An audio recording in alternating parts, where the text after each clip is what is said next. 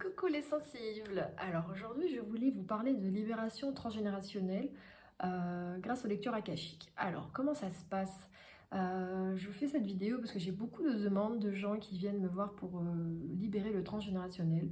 Et donc, je vais déjà expliquer un petit peu ce que c'est le transgénérationnel. On est vraiment sur les mémoires en fait que nous portons, que notre âme a décidé de venir libérer, ou que nous subissons un petit peu malgré nous aussi, hein, en fonction de ce qui a été fait dans l'arbre généalogique, jusqu'à ce que voilà, quelqu'un vienne un petit peu défaire ses liens et couper ses liens. Le but étant évidemment voilà, de venir en fait se défaire de ces bagages qui en fait nous prennent de l'énergie, qui nous finalement comme un costume viennent un peu nous enfermer, nous cacher de nous-mêmes en fait. Et le but est vraiment en se délestant de ces vibrations-là, parce que ce sont des vibrations en fait qui viennent perturber notre vibration de base.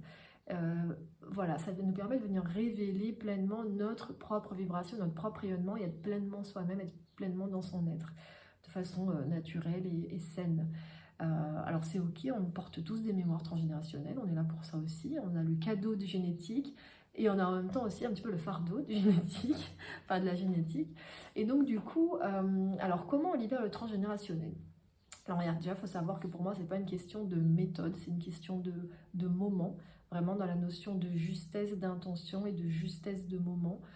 Pour moi, énormément de méthodes permettent de libérer en fait les mémoires transgénérationnelles, puisque ce ne sont jamais que des mémoires, c'est-à-dire voilà, ça fait partie des couches d'oignons qu'on enlève à chaque soin, à chaque étape de notre vie, à chaque prise de conscience, et du coup, le but est, enfin voilà, les méthodes que j'utilise principalement, bah, c'est les lectures akashiques, mais aussi les soins énergétiques ou même en fasciathérapie. En fait, toutes les méthodes, comme la kinésiologie, les constellations familiales qui sont très adaptées à ça aussi, la psychogénéalogie, enfin franchement, il y a énormément de méthodes et laissez-vous guider à l'intuition sur voilà, la méthode et l'outil qui vous convient.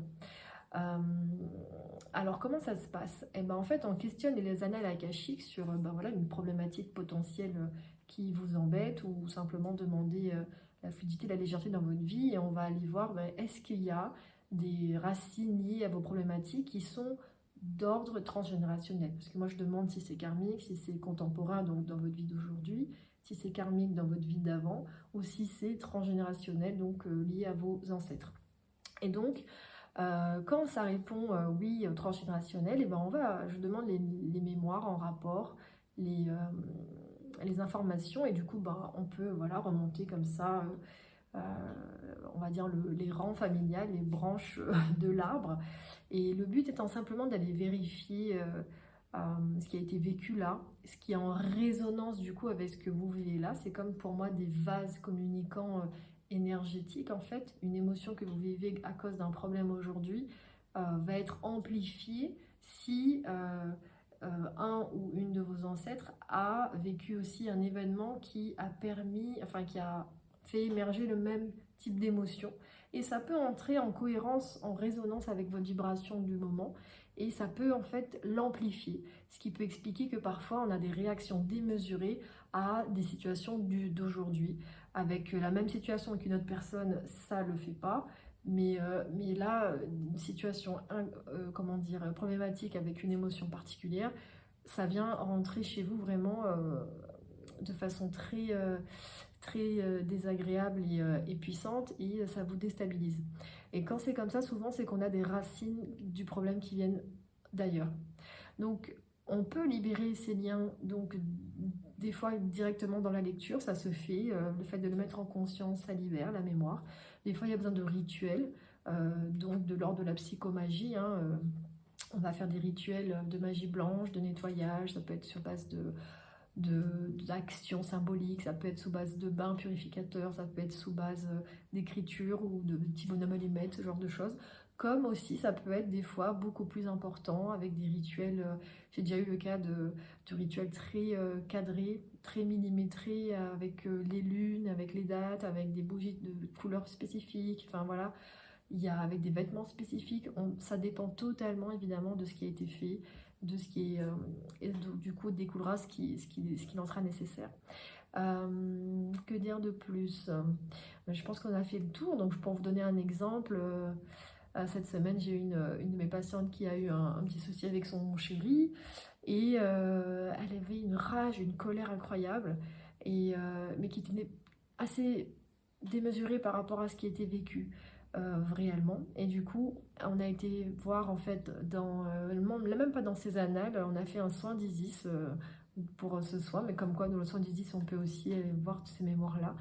Et on a vu qu'en fait, il y avait eu une grosse mémoire d'abandon, de trahison de la part des hommes dans une des vies antérieures où elle s'est retrouvée abandonnée avec son bébé et elle avait été, euh, comment dire, un peu comme esclave dans un bateau et du coup abandonnée et trahie parce que son homme n'avait pas su la protéger.